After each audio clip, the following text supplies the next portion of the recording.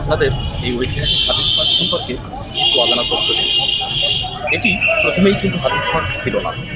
প্রথমে এটি 1884 খ্রিস্টাব্দে খুলনা মিউনিসিপাল পার্ক ছিল।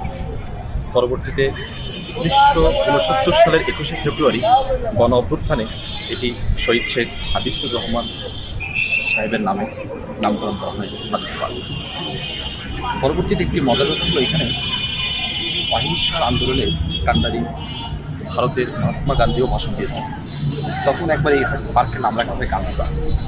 পরবর্তীতে অবশ্য 1947 সালের 14ই আগস্ট স্বাধীনতার পরে, অর্থাৎ দেশ খণ্ড হওয়ার পরে, এখানে পার্কের নাম আবার পুনরায় জিন্না পার্ক রাখা হয়। পরবর্তীতে হাদিসুর সাহেবের মৃত্যুকে স্মরণ করে জানাজা এখানে পার্কটিকে পুনরায় হাদিস পার্ক করা হয়। এটা হাদিস পার্কের অজানা রহস্য, অজানা ইতিহাস। অনেকেই এটি জানে না।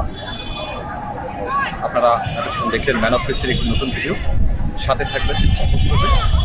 এটি খুলনার বাবুখান রোডে অবস্থিত।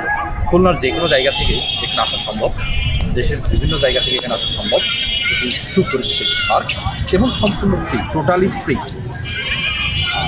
নেক্সট ভিডিওতে আপনারা কোন জায়গার এক্সপ্লোর দেখতে চান সেটা অবশ্যই কমেন্ট করে জানাবেন।